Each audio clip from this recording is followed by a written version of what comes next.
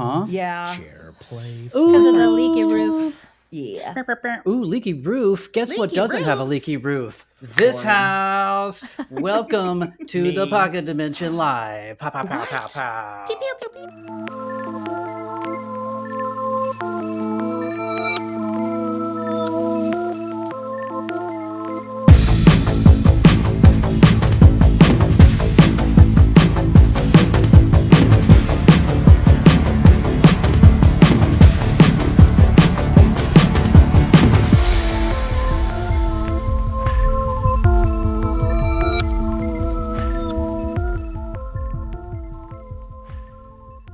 Hey, Did everybody. we blast y'all's Welcome ears? to the Pocket Dimension Live. This week we're going to be building some baddies in Daggerheart. I'm Evan. I'm Fitz. I'm Matt. And I'm AK. So calm. Yeah, calm so today. calm. I know everyone. happening? We should be working on our NPR voices. Hello Yeah. and welcome to the Pocket Dimension. My name is AK. I know. Pretty good. Yeah, good. Pretty good. Wow, you give great NPR. Yeah, that's what. Hey, Never mind. everybody. Yeah. We'll Sweaty balls. Sweaty, my sweaty first balls. job out of college, I worked for Coca-Cola, and it was in telesales, and I had a lot of stinky Tennessee men asking me if I had a job on the side Yeah. involving telephones. Yeah. Oh. Yeah. Oh. And the Yeah. answer was yes. Absolutely. Tutti frutti. Sweet little 22-year-old Allison. That's how I got my start in role playing. Anywho, welcome. Oh, snap it, snap, Nice. snap, Not snap it. true. Don't let that clip find its way into the That's internet. lore. That's lore. It's happening. That's Lord. It's Yeah, happening. I That's know. canon. All right, Guess what? fine. It's happening. Who do we have? Fire Drake was first, assuring us that he exists. So was Luis. So was Donovan. who Was there made the- doubt?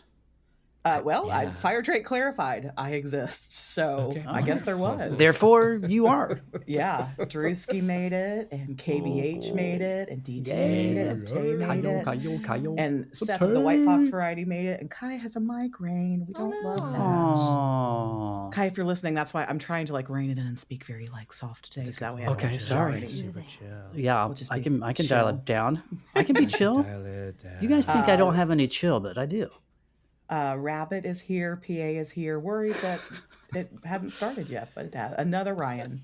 Not the first few, but Oh, another one. Valerian says hi. with the TTP is baby here. egg. What you got? What you showing us, Biv? No. Oh, that's a kitty Cat meow. wants to That go kitty out the meow. window. Get him, George. I'll Weaver. let this cat out the window. So many friends here. So many friends. Yeah, let's have Thanks, a full friends. whispers show. Yeah. Okay, chat. Chat. Make sure you're whispering. Make sure you're whispering. Yeah. So I want to first, before we jump into what we're jumping into, Speak. I want to just ask those who love Daggerheart so much, how does it feel a week later after the official launch? How are you feeling? Giddy? Like I Does it haven't feel like played after Daggerheart Christmas yet. is come and gone? Does it? What's the mood? Just Well, checking I your lied. temp. We have all, the four of us played Daggerheart this week, but sadly still in the beta rules as we round out our delicious that's Queen's true. Light journey. That's true. And granted that for anybody, I've seen a lot of comments of people saying they specifically didn't watch ours and other actual plays because they didn't want to get the beta burned into their souls. Mhm. By the 1.5, it was pretty ready for prime time. Couple tweaks here and there, but by and large, not a ton of hard to comprehend changes. So I'm ready is how I'm feeling. I want to play a lot more Daggerheart. I'm playing in a 5e and running a 5e session tomorrow for our patrons. And I want to go out on a limb and say, what if tomorrow is the last 5e session IGM for a good long time? That's a bold statement. Hey, man. I mean, I But think that is something that speak you your can truth. easily manifest and then bring into fruition. Yeah. and Um, Sometimes real. it's good to miss it. Let yourself miss it a little bit. Exactly. Sure. Yeah. Distance. What is it? Makes the heart grow fonder. Absence. Abscesses. Distance 2, raise your hand if you have Daggerhearted since launch. Yeah, I want to hear from you guys who's done it. Yeah, like AK was saying, not with the new rules. Although we were playing like a same halfway. rules. You know, we were like we were playing the beta 1.5, but we kind of knew some of the rules that were changing, so we played like beta 1.5.5. 5. Yeah. Yes. 2024. 2024. Yeah, we were playing the Daggerheart beta 1.5 2025. Yeah. Yeah. I'm also waiting for the custom card maker. That is I mean, I've only gotten more excited in reading it, but just because my mind When's has it dropping? immediately gone to the 6th. Soon. So The 6th. in Oh, 1 it's like a late birthday present for you, brother. Exactly. It is. Nice. Exactly. I mean, So AK, you're. Oh, sorry. Go. No. I was just gonna say, AK, you are GMing a number of Daggerheart games at Gen Con. If I'm not mistaken. Well, 5 sessions, 1 module. Well, that's a number. And the number is 5. That number is 5. I will be GMing 5 times at Gen Con. The Dying Spire. There's actually 3 ways to play Daggerheart at Gen Con. There's like a little hour-long introduction to Sablewood Messengers, and there's the full Sablewood Messengers module that our friend Daniel from Bladebound Saga, you can find him GMing that one, and then Rachel from the Faint Divinities and I are both on the Dying Spire side of things, along with a bunch of other phenomenal people. I'm having the best time in that Discord. Shout out if any of y'all are here.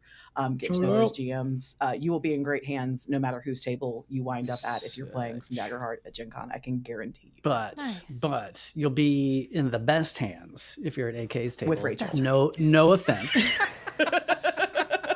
to anybody else, but AK before hose. I'm gonna be Rachel's as they all say, and Matt is also so I snatched the final Daggerheart seat from under Matt, which is not true. Matt very lovingly and willingly said you should have it because that's brother. Are you gonna do in protest like a off the books kind of black site Daggerheart session where people get waterboarded if they I don't know. If they roll with fear too much. That's right. Too much fear, and they get punished. Yes, it'll be a whole campaign frame. Well, we had a couple of years ago. We had a nice little private game of DC-20 that was done for us. You could do something like that. Yes, you need to get your dad. I mean, you are GMing some cool games. You are as well. I am. No. I don't need to do that. I don't know what Shadow Scar is, but I am very excited about Cyberpunk and hope I make it into that game.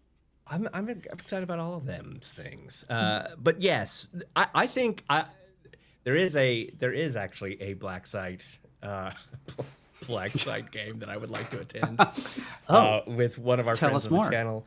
Well, I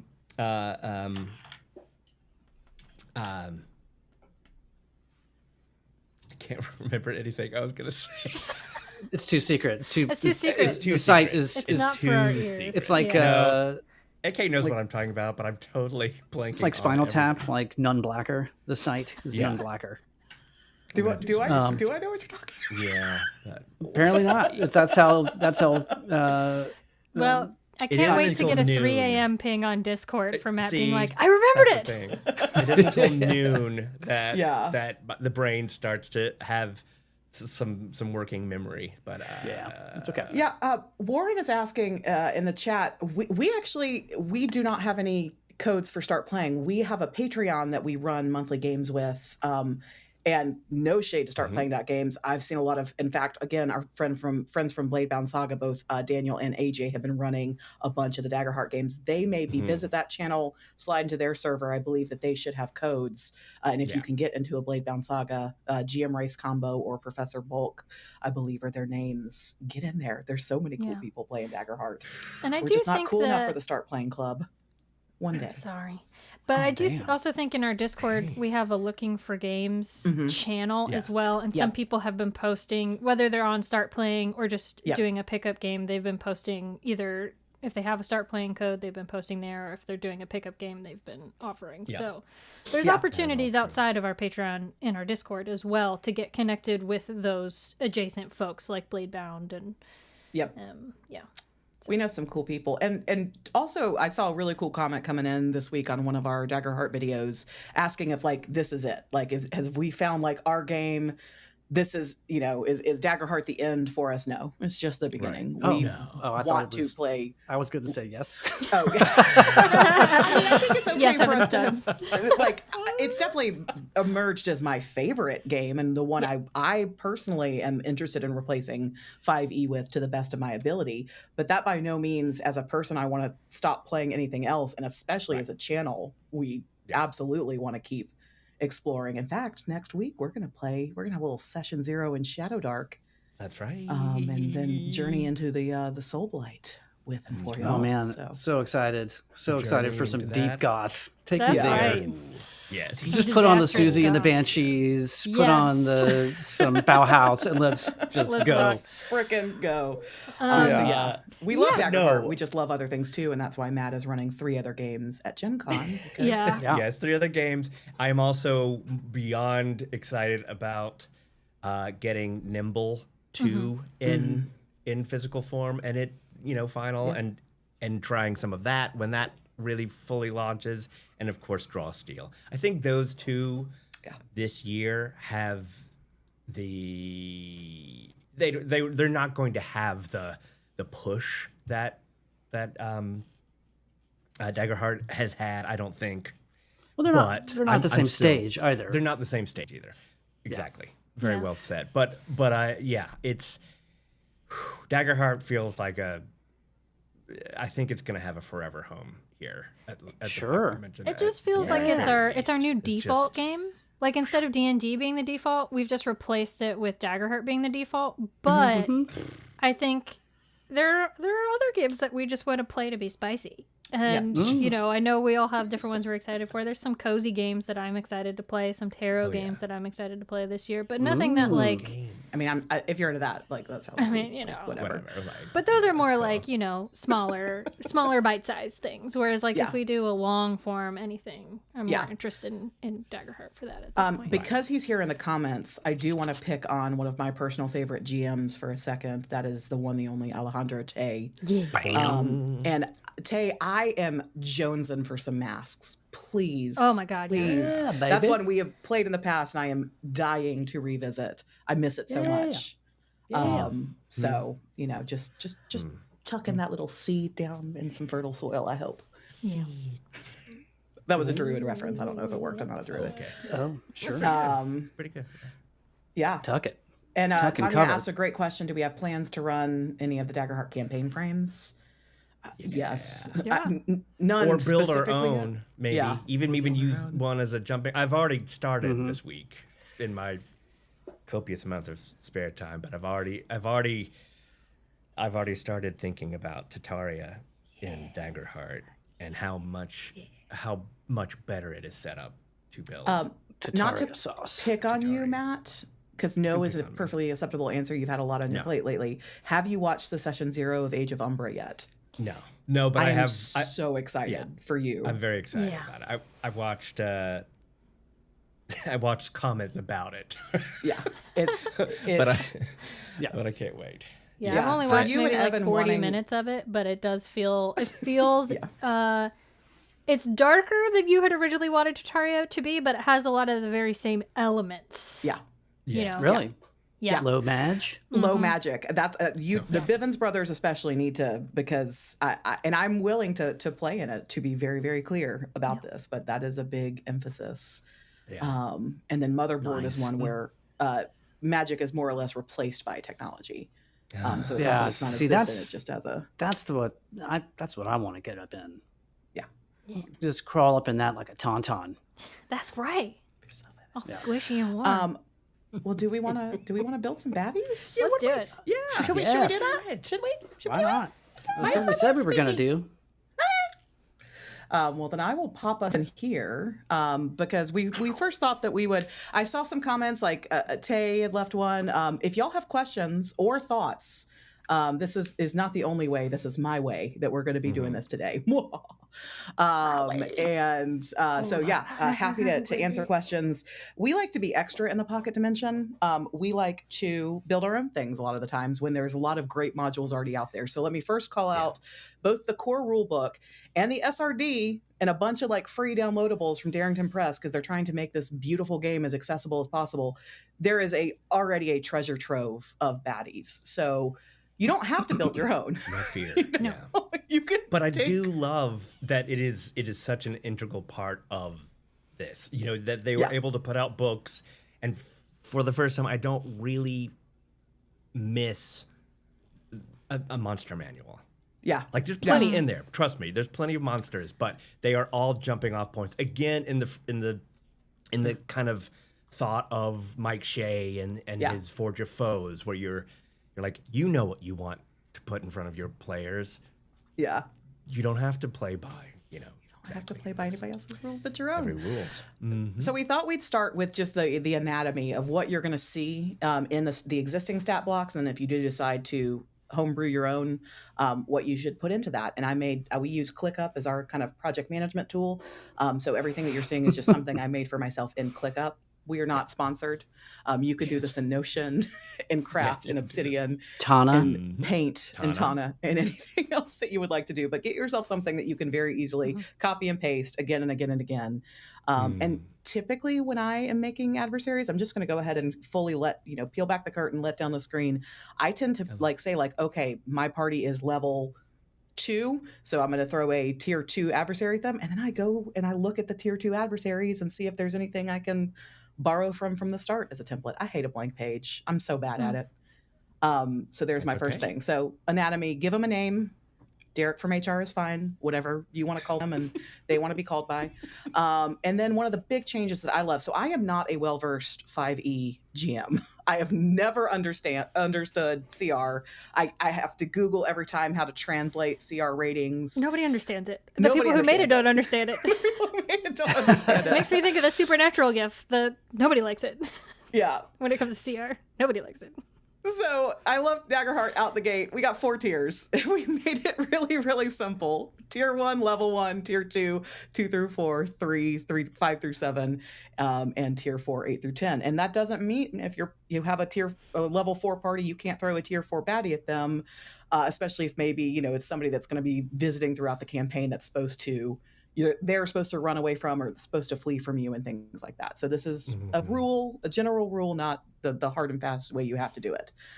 And one of the other big things that I love about when you see the stat blocks, there's a description which just gives you like a little tiny, like 1 sentence or less story beat and the motives and the tactics. So we have said again and again and again on this channel, Daggerheart is for and by theater kids. So I love that built into the adversary stat blocks is what's my motivation? What's my motive? Which just for me, it helps me be a better GM because I know if like out of the gate I'm supposed to be sneaky or I'm supposed to be bitter and unkind or whatever the case is supposed to be, I can put that right there in my motives and tactics. I'm not going to run down through all of these, but there's different types. The solo is probably one you're going to see a lot. Is like that's the main like big bad energy. You can have hordes and minions, and then just the different types. Are they sneaky and hanging out in the shadows, or are they the tanks that are coming out and just hitting really really hard? And then I also love that there's support. The annoying one is kind of how I framed it here. The annoying one. That are just kind of in the shadows, like sending off like buff spells and things like that often. The leader is just someone who's like directing traffic and maybe like summoning more adversaries to the field. And I love that there's also social adversaries because not everything has to end up in a fight. So you could even build something that someone is meant to kind of talk their way out of or have a conversation with. Words do matter. They do. So that's, and then I've already talked about motives and tactics. So why they're here and how they fight. Be sure to put that in your stat block. The difficulty is more or less it's the evasion, but it put into an adversary term. So if your evasion as a player is the number that the GM's rolling to try and hit you, the difficulty is the number that your players are rolling to try and hit your baddie. Stress, just like players. Adversaries get stressed. When they get stressed, they get vulnerable. They can spend their fear to pop out of that and things like that. And a lot of the stuff is very you're used to saying it, attack modifier, what you're adding. Remember in Daggerheart, the GM does roll a d20, not 2d12s like the players. Yeah, that is. That's always struck me as so odd. Why? Does anyone ever said why? You don't need hope or fear, right? They don't get those things, and there was a law of averages. I don't know. Like there was like a math. I think when Spencer talked about it, the duality die was created because the average of them is going to be around a 13. And so, like Matt said, when both you don't need to generate hope and fear, and like basically for the adversaries, I think it was the more swinginess of the rolls, going from 1 to 20 versus like any combination on 2 different d12s. Yeah, it is a heroic game. Well, okay. Yeah. Do you approve? Do you approve that change order? Sure. I know they were waiting for my approval. Yes, they were. Yes, they were. So, and then you have your attack modifier, your standard attacks. Like, are they biting? Are they claw attacks? Do they have melee weapons? Baddies, just like your players, do get experiences if you want to use them. As a GM in Daggerheart, I haven't used experiences too much. I want to start now that the full release is out. Right back. And just like players spend hope to use an experience, GMs spend fear to use an experience. And then finally, you're going to give them some features.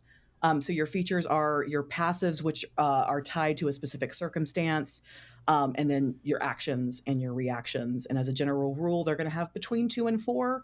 Lower levels, minions, things like that might have, more on like 1 or 2. Your high level solos are going to have 5, 6, 7, 8. All of these are just kind of averages that I've given. So, good question. Yeah. I just haven't gotten to this part in the book yet, but do they cover things like lair actions, some equivalent to environmental challenges? Okay, great. Yeah, I seemed to remember something about that, but yeah, they are standalone. Like, so it's not. I mean, I know that so it's not like legendary actions and lair actions that tend to be tethered to the boss. You could have a standalone environmental challenge that has nothing to do with combat, or you can have an environmental challenge that can have everything to do with combat.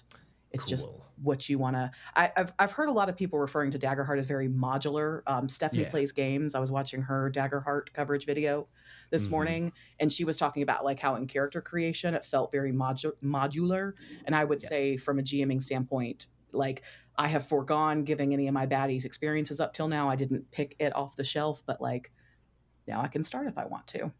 Yeah. Anything coming through in the chat while I was rattling on and on? Seth says that we should drop this as a guide doc. Sure. Okay. Yeah. That's a great idea. I mean, it is really, maybe I always thought that building a monster in D&D was daunting. I don't know. I'm sure that's just me. But no, me too. Apparently not. This just feels manageable. Really just, I mean, you could even kind of build an agent in some kind of AI that asks all of these questions for you. You come up with the answers, but you could just kind of have some kind of database that asks these things and just spit them out, and super cool. Beep boop bop. Yes, Evan. Beep bop robot. I like that Matt's first place that he went was, how do I take this and then turn it into an automated program? Well, I mean, it's more about the checklists, right? Like, and the agent would handle that part. It's not about like creating the thing, but you can talk back and forth. But yeah, it seems so streamlined, and I think that does speak to what Stephanie said about modularity. Yeah, too, is that Tanya, you can. Oh, sorry. Yeah, Go Tanya. Go Tanya. I love this question, and big answer is yes. In the past, this is where I've used the features portion. So like you would put a feature in here that when they are diminished to half their hit points, they transition into something else, or when you can make something passive, when something happens, it triggers something else within the features. And I've actually used that in some of the playtest games we did, where like they were fighting some kind of void and it got down to its last hit point, and then it's kind of in its own death moves, Blaze of Glory, being even more deadly before the party's able to finally fell it. I'm pretty sure that I have not seen the 0 or episode 1, so I can't speak to Age of Umbra, but I would be stunned if Matt Mercer did not Dark Soulsify a beast in that exact way. Yeah. True. Yeah. Oh, is that a common thing in Dark Souls where it happens a lot in Dark Souls. You're fighting like a minion that turns into a big bruiser or something? You get down to 50 to half health, and then they whole new set of something horrible. Yeah, you're also at half health, and then Oh, they no, transform, you're dead and you're dead. Oh yeah, you're dead pretty much the entire time. Cool. And Rabbit also called out that they also have, they call it phase changes as well. So you can have like different phases of an adversary that you introduce however you'd like to do it. I've used the features as my way of doing it. That's the thing. Everybody do it in the way that makes sense for you. Yeah. Find what feels good. It's like Frank said, you know? Do it my way. I do it my way. Yeah. Wow, it is coming down. I don't know if you guys can hear that. It is. Woo! Wow, that's. Georgie's outside getting wet. Bless his No, heart. I let him in. Okay. You rescued him. Okay, sorry. No, so that's that. And then this is straight from the core rule book, also in the SRD, if you need to put together kind of like improvised statistics, this is just, again, general rules of thumb that you can use for your tier 1s are going to have an attack modifier at or around 1 up through tier 4. And I love, again, the seamlessness of it. Then, like, I don't understand what CR17 means and like how I should build a baddie that way. But it's like I'm building a T4 baddie or tier 4 baddie. They should probably be rolling 4D, whatever I'm having them roll. And this even goes as far as to say 48 plus 10, 40, 12 plus 15, just to kind of, they did the math for you. We don't like mathing.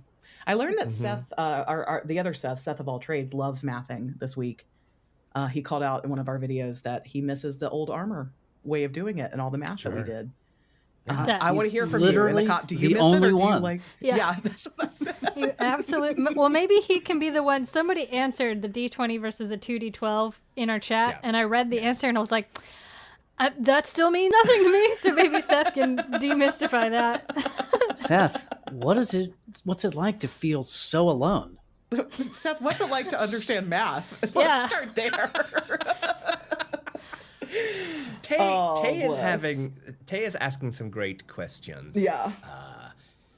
Because Daggerheart borrows the Powered by the Apocalypse framework of GM moves, but adds the layer of using fear. Where do you personally find that your lines of this just making a GM move to make an interesting narrative combat versus I need to add the fear into the mechanic, or I can't do this feature. I can't do this thing. I love that question, and I have not thought about that before. Yeah. Because he's heard GMs bemoaning the lack of fear generation as a handcuff. I can't do the thing I wanted to do because I don't have enough fear. I have to say, I don't think that in our game with Austin we have ever not given him enough fear. And especially now that you go up to 12, I think that's probably a big difference. Yes. Yeah, you can hoard a little bit more. GMs can hoard a lot more. Yeah. A lot more, twice as much. The only time, and I somehow missed the memo for as close to the ground as I tried to stay on all things Daggerheart throughout the beta, I missed the memo of going up to 12 fear. I got all the other memos. I missed that one fully. So in the book, I was like, holy shit, 12 fear. And everybody's like, yeah. You idiot. That's great. Neat. But so when we played a couple of weeks ago, we did The Last of Us as Daggerheart characters, and y'all were only rolling with hope. And so for a while, I was like, I got nothing. Like I can't activate any of these zombies. But I mean, honestly, like that made it more fun because it's three of y'all. Were running around like exploring the space and telling me what you were doing and stuff like that. So I don't fear not having fear ever. But I especially think now that I'm actually aware of and plan to implement the mechanic change of going from 6 to 12 fear, I'll throw it at me. Hoard a lot more. I'll be fine. Georgie has a lot to say. Who? George. Oh, this is Thomas. Oh, Tommy. Oh. Thomas has a lot to He's say. right on the mic. Tomatillo. I hear AK. I'm trying to listen to you like very eloquently discuss how you were experiencing the change with fear, and I'm just in the background here. Sorry, I'll go on mute. No, I love it. Tommy We just love has our a lot to Tomatillo. say. He has opinions on Daggerheart. Yeah, maybe does. Thomas needs to GM some games for us. Maybe I think so. That's what I'm hearing. Yep. They'll involve a lot of crunchies. Yeah. Yep. So actually, And maybe Daggerheart isn't the system for him, because Daggerheart is what we've learned from Rachel: crispy, not crunchy. Crispy, not crunchy.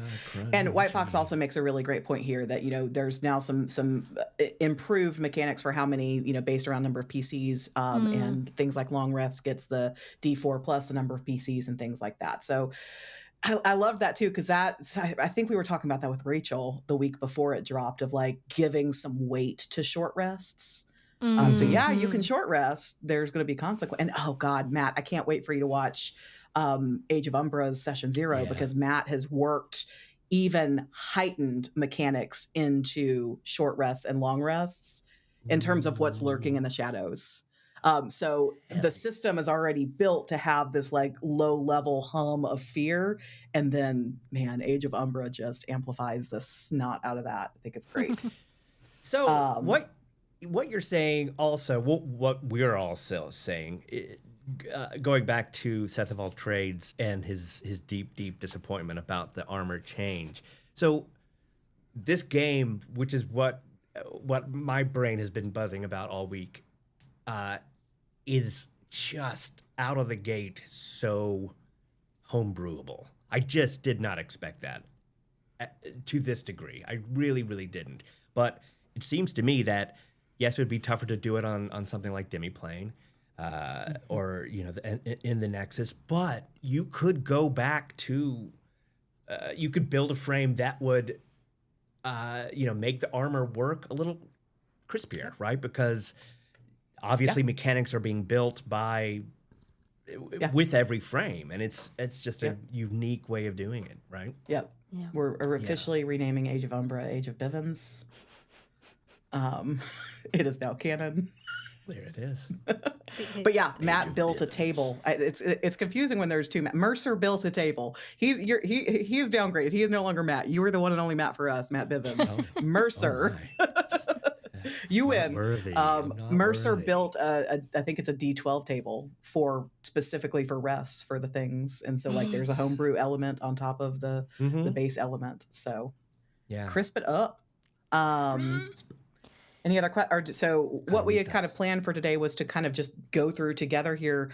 Beholder and Mindflayer were two, baddies from the Monster Manual that a lot of people are familiar with, maybe even beloved. So we thought we could just classics. We could classic Mindflayer. We thought we could build them here, but happy to keep jamming and answering questions as well. Let's do jamming on the one.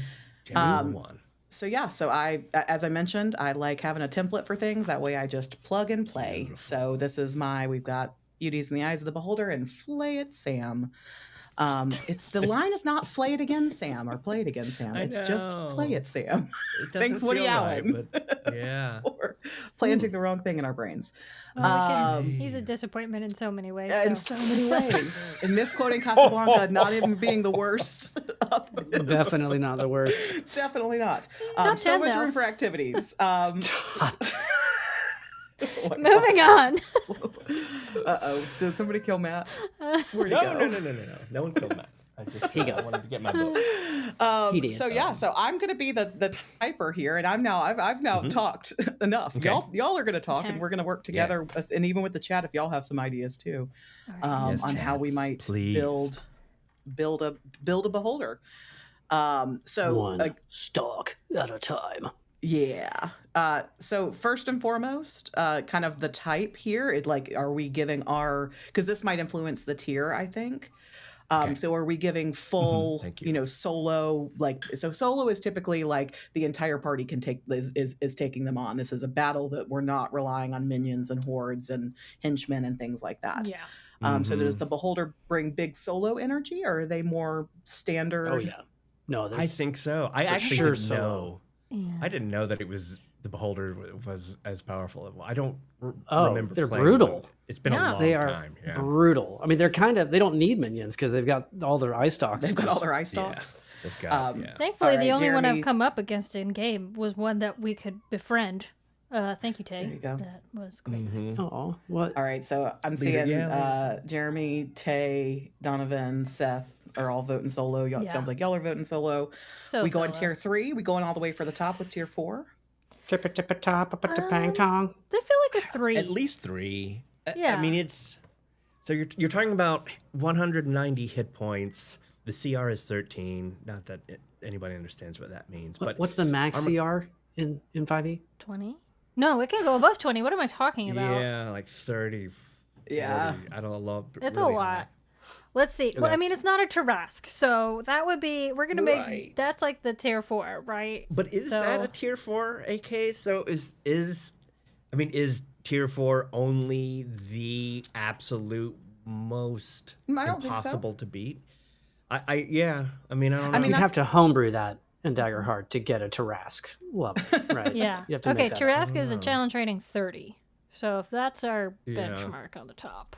Yeah, and solos, Rabbit clarified it. Yeah, solo does not mean that they are only. They of course can be accompanied by others, but it is the big boss of the fight. Yeah. But I think that you can have. I mean, I would say tier 3 just because like you don't just wait until you're level 20 in D&D to have your boss fights. You have your arc boss fights. You can have a boss fight at level 3 and 5, and so that's why I'd put a beholder.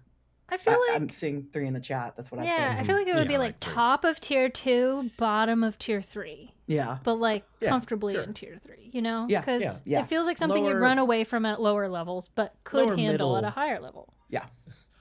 Upper middle class 3. It's a lower middle class 3 for me. Okay. So somebody hit me with a description of the beholder. Yes, of course. Just like a little like hovering. Oh, she nasty. Nasty hovering thing. I didn't. Sure. Hovering ball with multi-stalks. Eye stalks, yeah. I think it's got one main eye and one big ass mouth. Yeah. That's right. And you don't want to get bitten by that mouth either. So we'll say chomp chomp bitches. Yep. Chomp chomp. Yeah, that's actually literally, I think. Is it Actually, is it because chomp? to your point, yeah, this chomp is their legendary action. So we'll say also chomp chomp bitches. Chomp chomp bitches. Chomp, And chomp. so their motives and tactics. So why is the beholder here? The optician's dream, says DT. The optician's dream. Better hope they don't got good insurance because I don't know. Do they eat their carrots? Why are they? Beholders are quite smart, right? They're highly intelligent. Yes. Mm-hmm.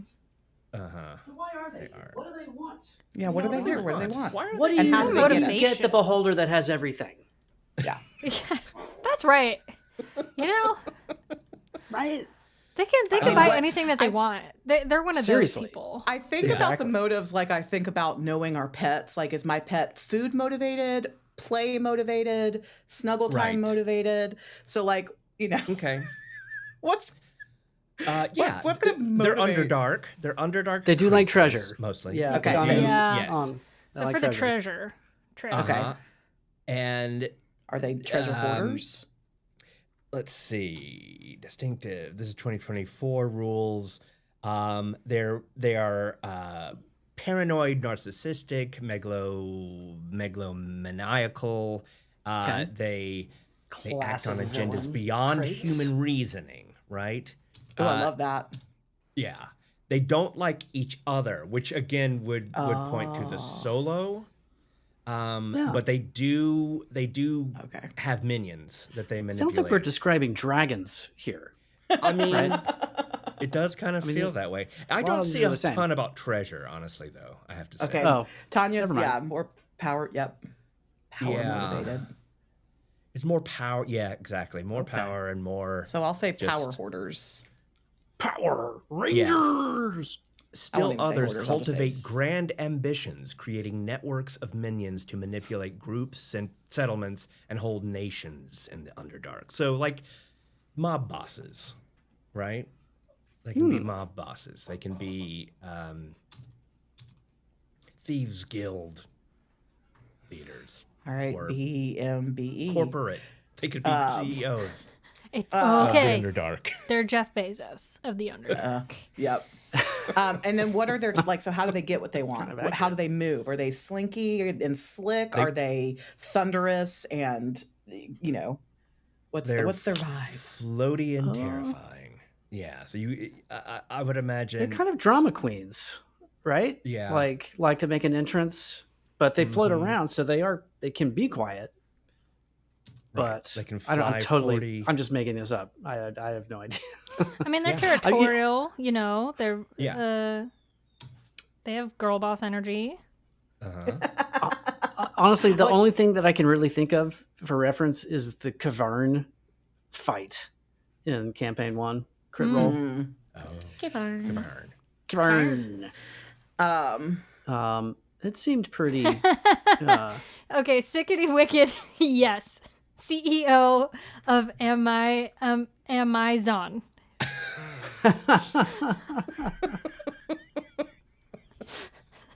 Thank you, Jeremy. That's good.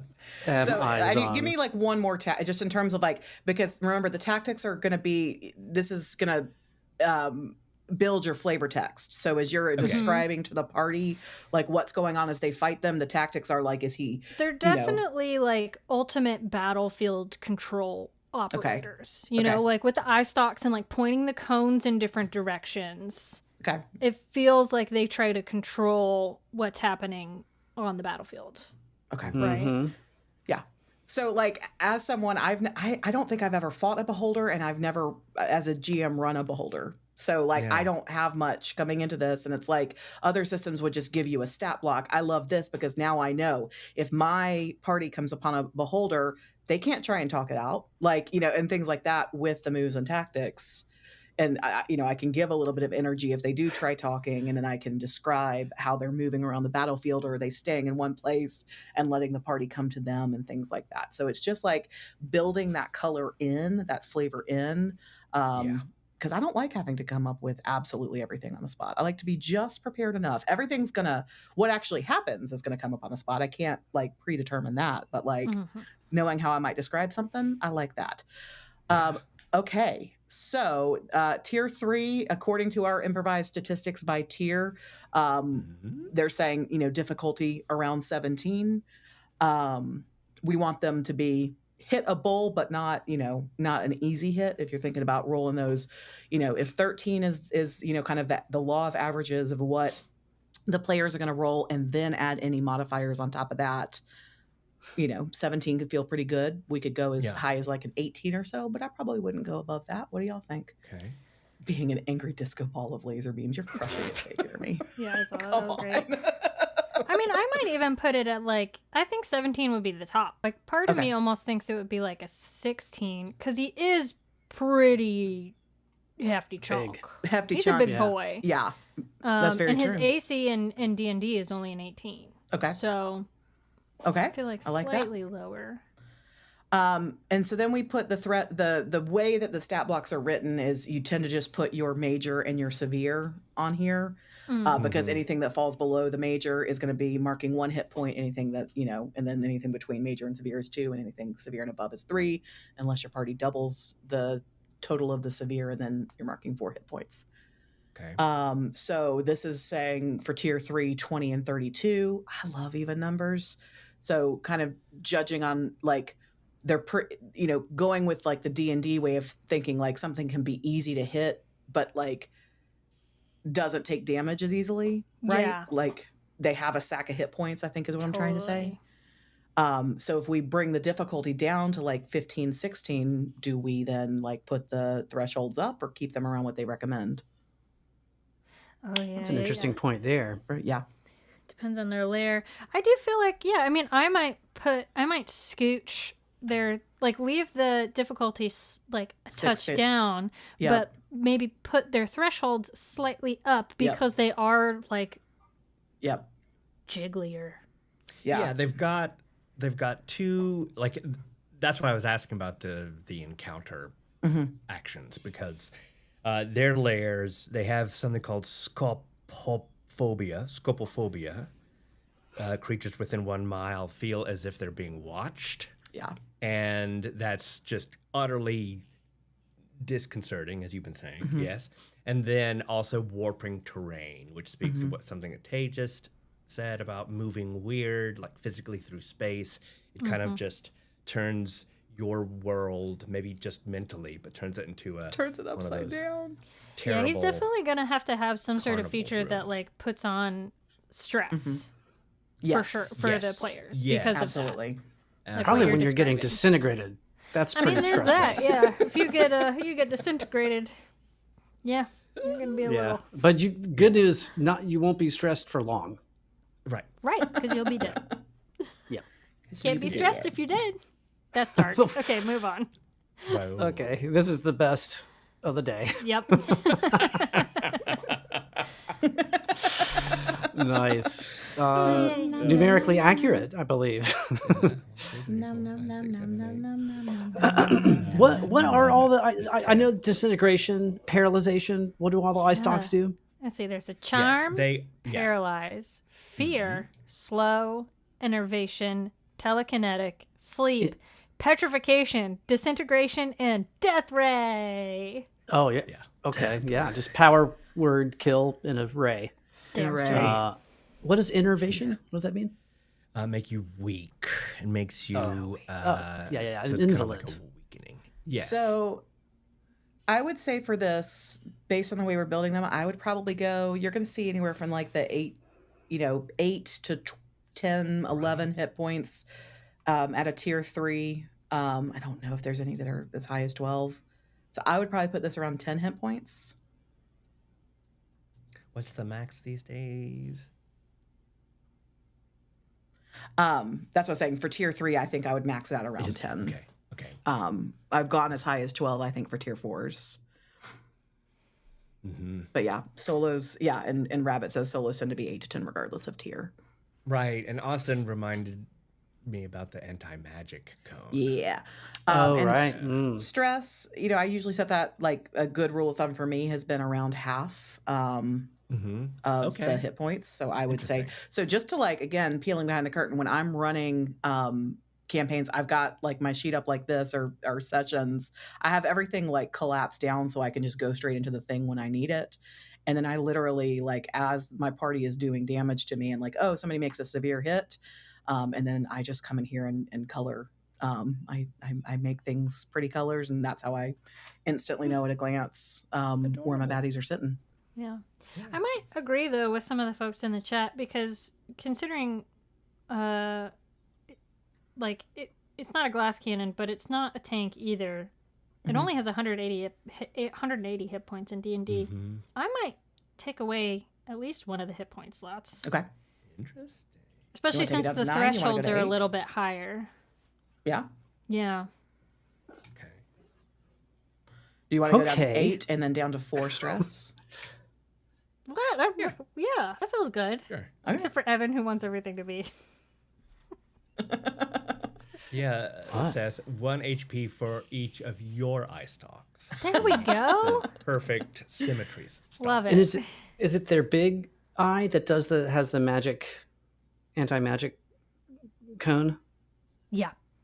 Okay. Yeah. Cool. Very chill. So basically, all you have to do is blind the beholder 9 times, right? Austin. Yeah. Also, yes, Evan, you just have to blind them 9 times. Okay, so their attack mod, do we want to kind of stick with standard and say that they're a +3 to hit? Do we want to make them even more deadly and put them up at like a +4 or 5? Ooh. Yeah. Yes. Let's put them at like a 4. Let's bump them up a little. They got a lot of tools. Okay, and they're agile. The first thing that I do is I give like what their base attacks are, not to be confused with their features. So this is again things like bites, claws, tails, melee weapons if they have them. So I don't know enough about beholders. Y'all have to tell me. It does have a bite, because look at it definitely has a bite. It's bite and tentacles. Oh yeah, gotta have the tentacles. All right, so we got a bite and a tentacle slap. Yeah. Cool. Oh, it has tentacles that aren't the ice talks? No, but you know what? Multi-use. I guess. Okay. You know what? I don't actually even know. Just having the eyeball on there makes it easier for it to hit you. That's right. That's exactly right.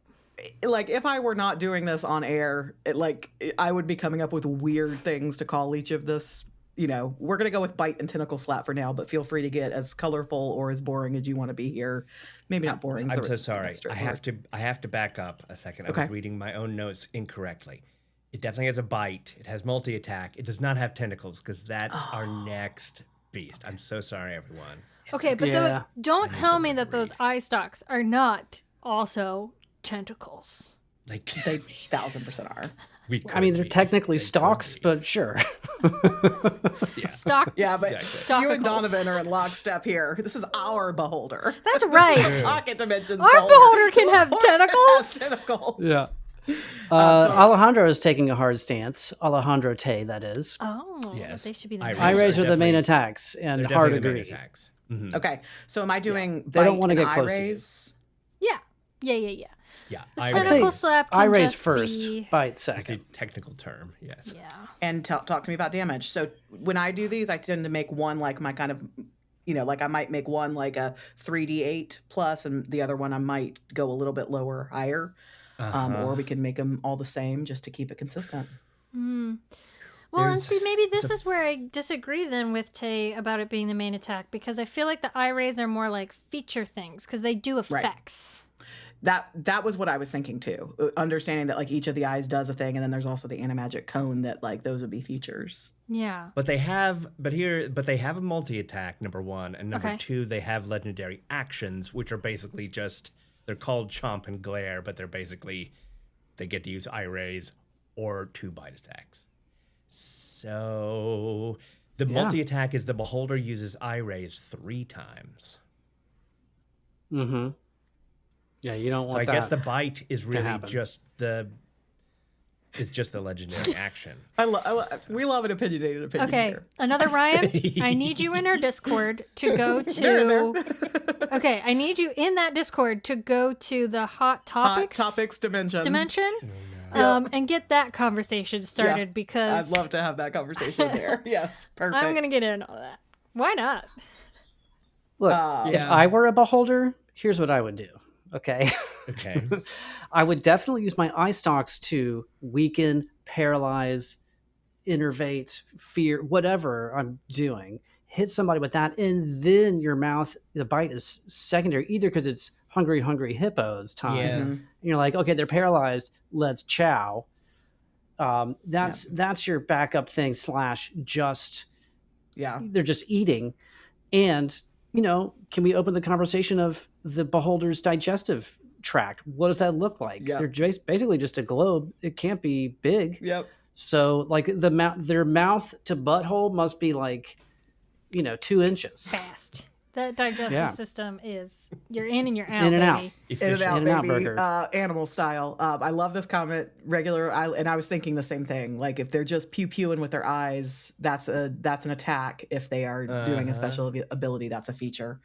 I also love what Bryce said. Enervation. We can put the vulnerable condition. So. Yeah, I mean, I think we're getting like caught up in.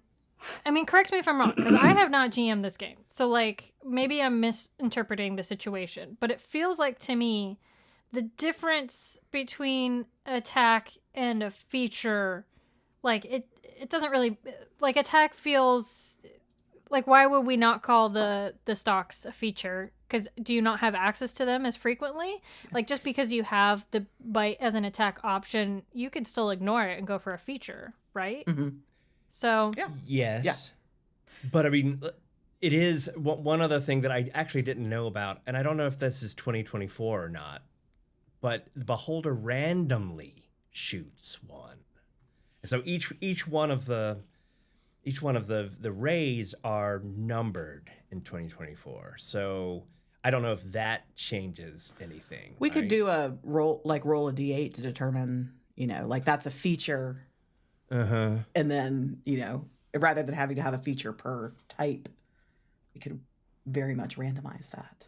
There are a good number of damage dealing rays and a good number of non-damage. Because the eye rays definitely feel like, to me, like they need to be like a feature situation so that you can still do the rolling and you have... Because they don't, like you said, Matt, they don't just do damage. Some of them do damage, but some of them, like one is a fear ray, right? Yep. Right. So like, What that's is the not gonna... range? If we're talking about pure conversions from D&D to Daggerheart, what is the range of the rays? 120. Okay, so then we could say that what I've called eye pew pews here would be far. Yeah. And we would give the chomp attack melee. Yeah, because that's like 5 feet. Okay. And then which one is deadlier, the om nom nom or the eye pew pews? Oh, for sure, the eye pew pews. Okay. Yeah, We're adults. I think the om nom nom is only like 46, which is fine. I mean, he's got a lot of teeth. He's got some twofers. You know, he's got a couple twofers. But, yeah, I would say his pew pews that's what you want to avoid, man. So I'm already breaking one. I've got a question too. Yeah. I was just saying, so if for example, and this is pure conversion question, but melee attack bite period, melee attack roll +8, reach 5 feet, hit 13 the average, and then its hit dice are 3d6 + 3 piercing. Where have you found that translation between two? You're doing what you're doing now, just saying, okay, number one, what's going to be the first attack, number one, and then secondly, so you're really kind of like, this attack is simply weaker, and you're going to give a damage? Both weaker and attached to range a little bit more, whereas like I have to like, if I have to spin the fear to move or be somewhere or do something to get someone within my range, so that way I can bite them versus shoot them from pretty much anywhere on the playing field. What are you laughing at, Fitz? Sickety wicked again with another banger. Like, is there? So what I was gonna like, and this might answer your question a little bit too, Matt. I tend to like to only roll one kind of die. I'm already breaking my first rule, and then I tend to up the mods. It's just my own personal style. That's not anywhere in the rule book. I'm not saying that's the way of doing it. So for this, I might even do something like 3d8 + 4 versus like 3d8 + 12. That way, I'm not playing the whole game and things like that. Smart. I'm relying on y'all to tell me how much damage I was putting just like the tier base here, but if you guys want them to go up or down, you tell me. Nice. Feels good. Feels great. So, okay, right. Okay, and then the features. Okay, yeah. This is feeling pretty good. I'm also... So it does this damage out of the gate. And then the flavor is the feature part of it, right? Love it. Yes. We have to go with the joke. We have to go with it. It's too perfect. It can't be left out. We have fun here. Okay. We have fun here. Okay. Fun and narrative play over rules. Okay. But I want to say that's a beautiful rule though for a GM during combat. So I will steal that one from you because I like the ease. And then do we want to give them an experience? So as I mentioned before, I typically have not prioritized experiences. I want to start though, now that I have a better handle on this. And I invite everybody GMing, especially the new GMs. I mean, I still consider myself a very new GM. Like, leave out the things that don't feel good. And when you're ready to add them. So we could add an experience. Like what would a funny, y'all know me, I like to come up with funny experience names. I mean, the only things I can think of are like... I think in the chat has... What was the disco one? Oh yeah, that was pretty great. Remember, it was a while ago. Oh, disco ball of lasers. Yeah. Disco ball of lasers. That's Laser pretty disco. fun. Disco boy. Disco boy. Yeah, because it also speaks to this like creature that is flying and is just narcissistic and just believes that it is the shit. Yeah, I know. Disco boy. I need Lurk now specifically to make a beholder, but in John Travolta's outfit from... I like, where is it? Was it Nick said beauty? Get it? Because beauty is in the eye of the beholder. Oh, as an experience. Yeah, how would you call upon that there? When they see something that they like in their field of range, I'm going to add my beauty. Where I'm going with it. So yeah, ad experiences, we do not need to spend a ton of time on that. And then features. So this is for something at this level, and especially something that is multi-stalked. My typical formula tends to be one passive. So again, passive is something that is like triggered when a specific circumstance happens. So that's a great place to put, like when they are at, either they have reduced an enemy to half hit points, or they are, or when they're floating something, like anything that's tied to something else. And then their so actions. You've got the and anti-magic, you've got the warp terrain, you've got the warp terrain. I was going to say anti-magic, but the warp terrain might be a good passive one. Okay. And when does warping terrain happen? When it toots. That's right. In D&D, if any creature is within 1 mile of the lair, they make a D20 test and roll, and if they roll a 1, then they have the prone condition. But of course, you could play that any way you want. You could probably combine scopophobia and warping terrain in some way. You feel like you're being watched, and the world is kind of carnival ride, and find some way to either create stress. I loved that. That was fun. I like that idea. I do love to create adversaries that can take hope away, add stress. Yeah. Tends to be something. We talked about this a lot, Matt, for Dragon Week. We had done an interview with Megaphone Man where we built a dragon in Daggerheart. And so I like to think of this as like a little dance. So I have some features that I plan to use a lot up front, stressing out my party. Because a lot of player abilities are tied to stress. And so if I max out their stress before the party's really even gotten started, that tends to be fun. Scars. I try to not, and you can also at base level, a lot of things are going to cost 1 fear, but you can definitely, like, if it's like a big ability and you don't want to OP your baddie, you can absolutely have something cost 2 fear, or have like a triggering circumstance. So this can only happen when that happens, kind of a thing.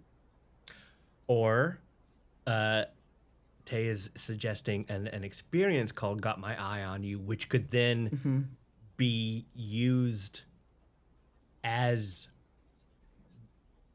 as the anti-magic ray, because that's the big eye thing. I don't know. Is that He's been dropping so many good experiences. Yeah. Eyes on the back of my head. Yeah. Mind control.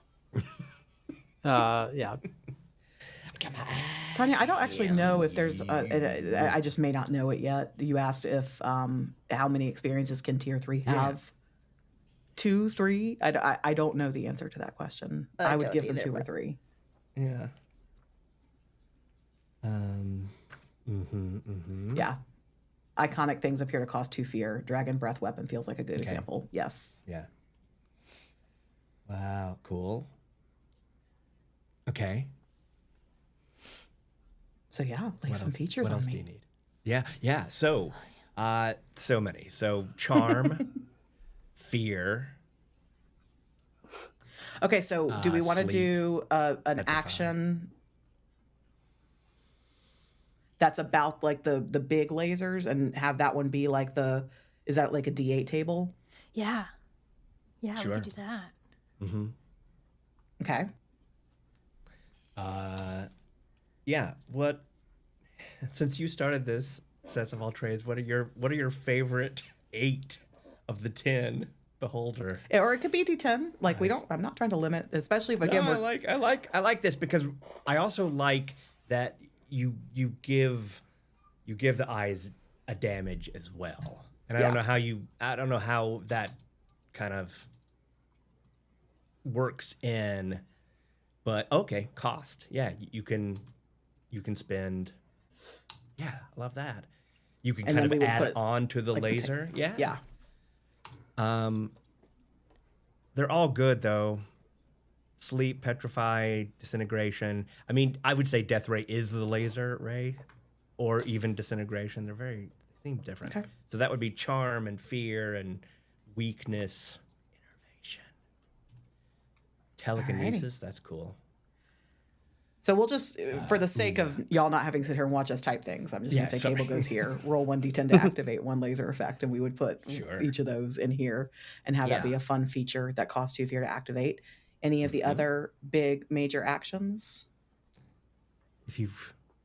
Innervation the big one is so I like the this one. anti-magic. Gotta fit that in there. Yeah. Yep. You guys said innervation as one, though. That's... Well, yeah, innervation is in the list. Yeah, that's one of the lasers. That's charm, fear, innervation. Okay, yeah. gotcha. So that's where the list would go, the table. And then, anti-magic cone. Stank eye. Stank eye. All right. Yeah, it's pretty intense. 150-foot cone. Until the beholder's next turn, it is an anti-magic field spell. So, no one can cast spells. Spy with my big ass eye. Why have I not used one of these beasts in the game before? Okay, so I'm going to call the laser Stank Eye. We're going to call the anti-magic field Magic Slurpee. Not to be confused with Necro Slurpee. Obviously. How much is the anti-magic going to cost? Is that another 2 fear? It is a bonus action, so honestly... Maybe only one. Okay. Yeah, I think just one. Cool. And then... what does it do? Oh, it's the anti-magic field spell, which is... Well, we liked Austin's thought for this one, right? Oh, yeah. Having to pull, if you fail some sort of reaction roll, I can't remember which, you have to put a domain card in your vault. Yeah, that's fun. That is really fun. Beyond that, though, you can't cast spells, take magic actions, or create other magical effects inside the aura. So a 150-foot cone, you'd have to get out of it. It's a big cone. It is a big cone. It's got some big cojones. Sure do. Or it just is a big cone. That as well. It is, yeah. It is. Oh no, bye Tay. Thanks for all of your thinkings. Tay! Let's go to the castle. Okay, love that. Yeah, So Magic really Slurpee. PC rolls instinct reaction on a failure, sends one domain card to the vault. To the vault. To the vault. And then as written, you can't use magic in that spot. Are there any baddies in Daggerheart currently that will they have some kind of action that will instantly give you a scar?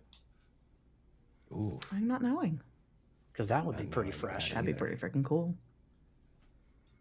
I want to give them a passive. That would have to be a big baddie, though. That would be, because depending on how many scars you take, you have to retire your character. Yeah. Yeah. So. Yeah, Evan's like, yes, and. You're like, yeah. You got really excited when I said that. Oh my god. Yeah. Oh my god. Cheer up, B. His pupils. Wow. Okay. Okay, you win today, buddy. I'm leaving. I'm out. None of All us right. are worthy. You'll be here all week. Thanks for coming Try to the the Talk deal. Convention Live, everybody. We'll be here next Friday. And Wicked. Queen's Light apparently does, Evan. So, right on Oh, that. good. Oh Nice. boy. Dun, dun, dun. Great. If I would say, well, never mind. Spoilers. Yeah. Spoilers, yes. Yeah. I mean, that's... Oh, yeah, passive. And then the passive would be the windy floor and the... Oh, yeah. Yeah. Because it can... That's like an environmental thing, but... It is. Could that be a So, passive? I think so. Yeah, scopophobia and the warping terrain. Okay, so tell me about warping terrain. Warping terrain. Minor warps in reality occur near the lair. Any creature, excluding the beholder, within 1 mile of the lair that rolls a 1 on a d20 has the prone condition. So it's like vertigo, right? Okay, so for Instant this, it would be vertigo. really fun to dictate if, the player's fear die rolls a 1. This happens. Yeah.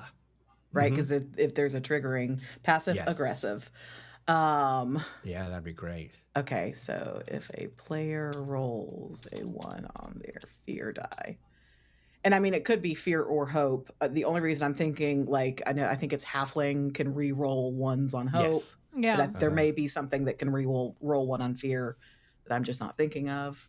Right. Warping terrain, call it pull the rug. Yeah. Yeah. Love it. I like this is a collaborative effort, everybody. So if a player rolls 1 on their fear die, what happens? Prone, right? You fall prone. So I think on this it would be like, I think it would be, I think on this, I mean, honestly, I think on this it would be lose a hope or mark a fear. Fear die. Okay, yeah. God, man. I'd pay to see that. I'd go to Yeah, that. I would 100%. I love this. Yeah. Yeah, and yes, Dave. Right. All right, if a player rolls a 1 on their fear die, lose 1 hope. So I like for every action there is an equal and opposite reaction. You know what? Would you go hope or would you do stress? I could go either way. Y'all tell me. Feels more stressy to me. Okay. Yeah, because actually, if we think about it, if you roll a 1 on your fear die, that means you've rolled with hope unless you crit. That's true. So That's you true. would just be removing the Just hope that you negating. just gained, Which is also kind of fun. which is also kind of fun. But what if it's if a player rolls a 3? Because that's like the lowest you can roll, right? Ooh. Like if it's trying to put Oh. in crit fails. I'm trying to put in crit fails here because I was Yeah, gonna say, what if you snake eyes it, but then that sucks because like that's supposed to be a crit and people might get mad about that. But if you roll a 3, that is the lowest that you can roll without critting. The only thing I'm trying to think of as a GM is a lot of times the players don't tell me like what their natural roll was. They just say, so like the right way to like, and I mean, I guess the same could be true if they roll 1 on fear or 1 on hope, right? So, I mean, you could figure it out. Yeah. Yeah. Yeah. I don't know. I mean, the beauty is you could make that decision in your own game. Yeah. Yeah. Yeah, I mean the way to if you were trying to, because we a lot of times will say I rolled whatever plus whatever. Yeah. Yeah. But if you're at a table maybe where that's not the case and people just do the math or like they're using online dice and it just spits out a total, then maybe to account for modifiers you could just say if a player rolls a 5. I mean that's more punishing because they're gonna get that more often, but then you don't have to deal with like, was it with fear, was it with hope? What was that? Did you have a natural 3 before your modifiers? Like it takes out some of the guesswork, but at our table, this would probably work. Especially if you said, hey, did you roll a 3? Like if it's around a 5 or a 6, their total, you say, what was your dice total? What was your dice total? They say a 3. We like to remember punishment, so we probably in the future would say, oh, I just rolled a 3. Are we thinking, because Dave asked an interesting question, are we saying, are we going to specify, is it just 3 period, whether it's hope or fear? Like, does it matter how we got to the 3? I still kind of liked the The 1 on the fear. I kind of did. Yeah, 1 on the fear if we is do just 1 on so... the fear, Because and then here's they're the like, thing, oh, we just what- got a hope, and you're like, no, you didn't. Thank you. I'll take that. Yeah. Well, if you get a 1 on the fear, no matter what, even if you crit with 2 1s, you still get a little tiny bit punished with marking 1 stress, which could be interesting. Punishing somebody even if they crit. Ooh, dirty. I don't know. Dirty. All right, so we just need to pick one. Are we going 3 duality What or do you 1, think, brother? 1 fear? I don't know. Oh boy. Bow no. If you roll with a cheese die. Bow no. Yeah, and true. As a GM, you would just have to communicate this passive ahead of time. Exactly. Yeah. I wonder if there's a better way to do this without like it being locked into a roll. Let's rethink this. What if I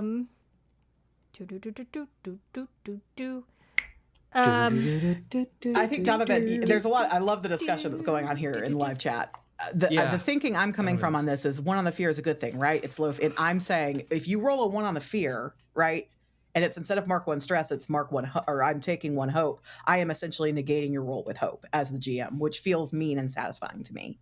So Critical I'm basically like, you're like, you're excited because you just, you rolled a 1 on the fear and you rolled a 9 on the hope. And then you add +3 and you're like, yeah, this thing happened. And I'm like, yeah, but you rolled a 1 on the fear. So I'm taking your hope back.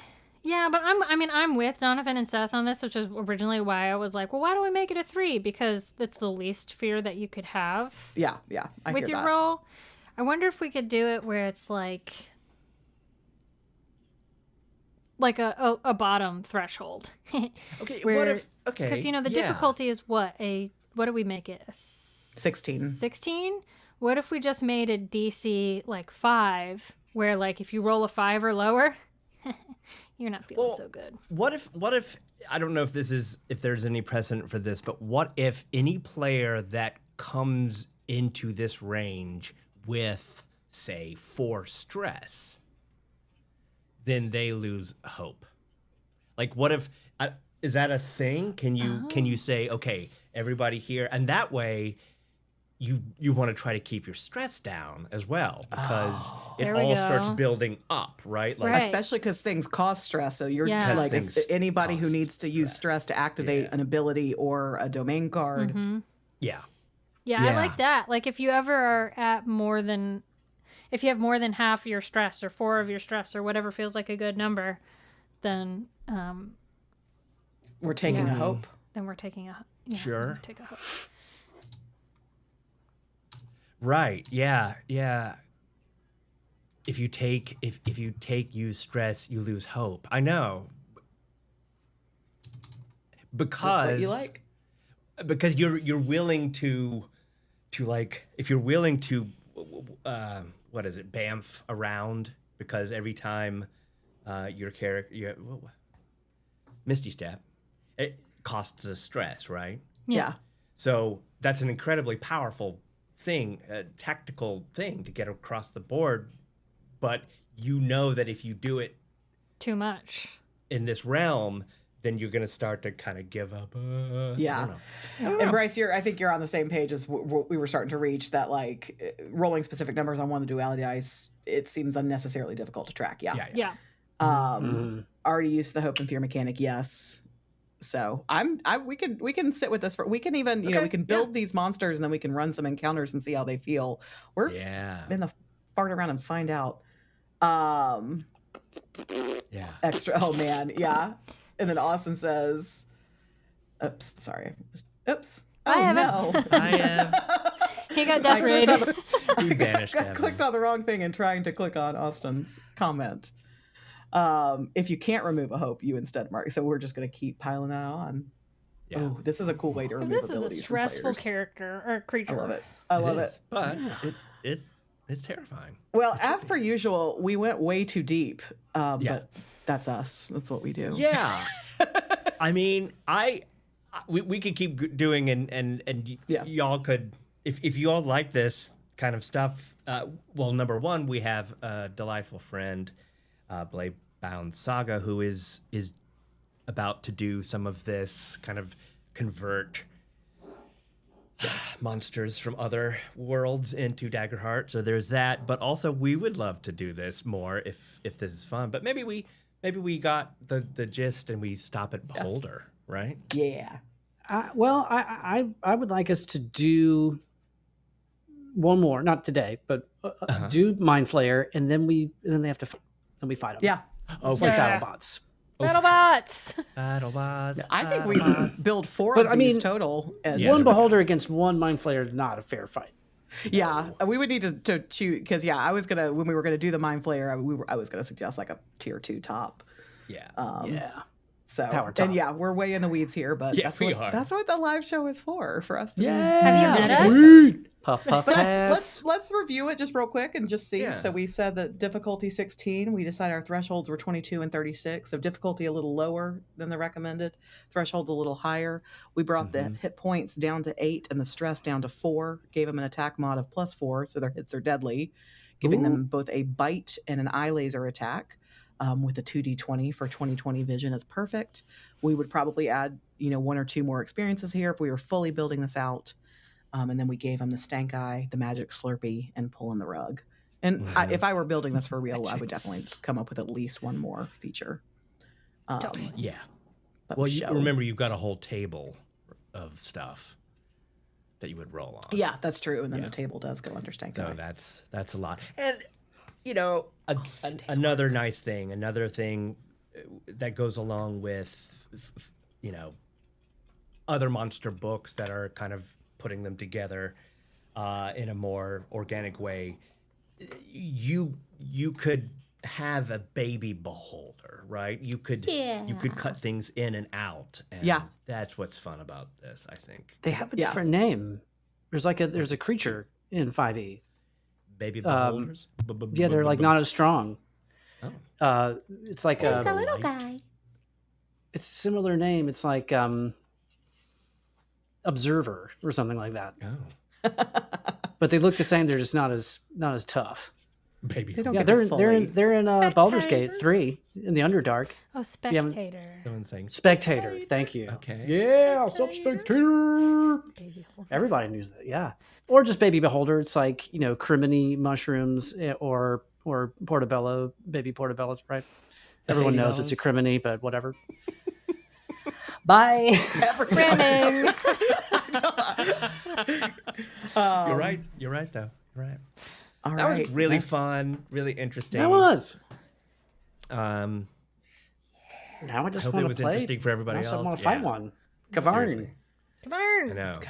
Yeah, I've never fought one. Did Kavarn have a bunch of Mindflayer minions? Didn't he? Yeah. I think so. Well, they at least had to pass through like a Mindflayer town thing. Yeah. Or, spoiler alerts. Or were the Mindflayers using Kavarn? It's been a minute since we've seen this. Well, he had the Horn of Orcus, so I think he was in control. But I want to say they got swarmed by Mindflayers. Yeah. Anyway, you guys go check out Critical Role Campaign 1. Enjoy yourself. I can't do it. It's in the Craghammer arc. Tanya I does love have a Legends. question. You may be able Legends, to answer, AK. Okay.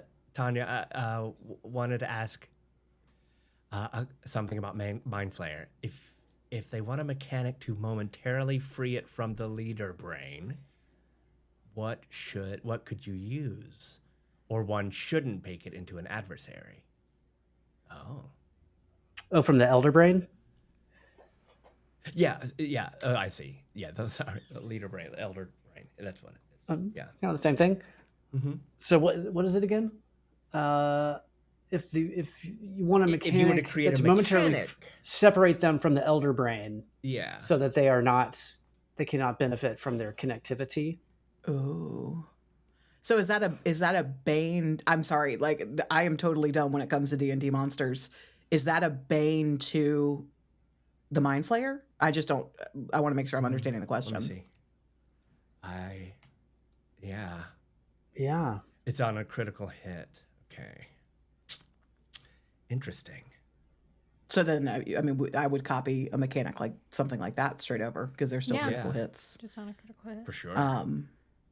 Because I know that there was like when I had done like a little bit of looking into it, we didn't we in a campaign with Tay Fitz, we at least fought Mindflayers in the Astral Sea. So I've at least encountered them in D&D before. I've just never run them. Yes, I know that Castrolux Nagel. That is the correct response. Big bonk on head, separate from hive mind. That was so there was I was gonna recommend for Mindflayer a boon to them when they're like, because I think when they're around each other they get like there can be dire consequences for those that they're fighting. So I like the idea of balancing that with both a boon and a bane, like bonk go boom, ouchies, and then baby also go boom, but boom. like Baby Go Boom Boom, if more of them swarm, then they become even harder to hit because they're sharing that hive mind feature. Hive mind. Yeah. So fun. And then you don't Dave want to has get it swarmed with being disconnected, basically be the vulnerable condition. Yeah. Love that. Love it. And then love a Mindflayer. BT saying maxing out their stress. I love collaborating with everybody here. I know. That's like the spirit of Daggerheart as well. Just I mean, at that's work. literally the name of Session 0 for Age of Umbra is basically like, we can't wait to make characters for Matt to kill. Like, and so it's the players collaborating. And I thought about that for our Matt too. Like, let's have a Session 0 of whatever campaign frame we lead with and make characters for you to kill, Maddie. Love a good murder.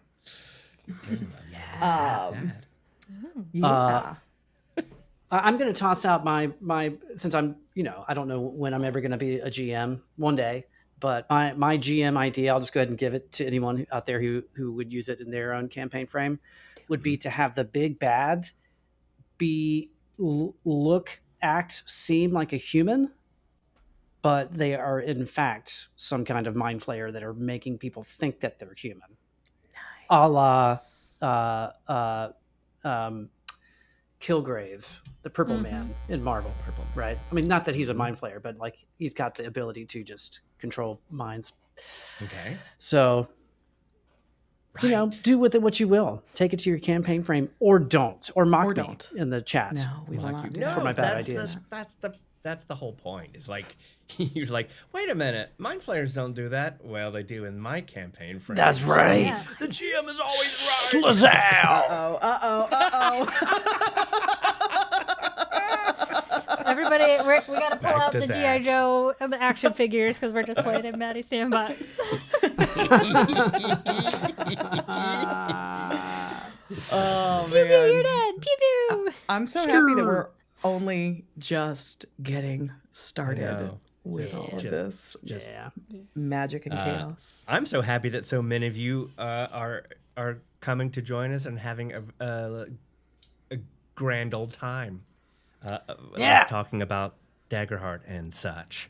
We really do have a special treat next week, though. We're gonna give the Daggerheart card builder a week to kind of set to gel, but because next week we're going to have our incredible friend Lauren David Wegan.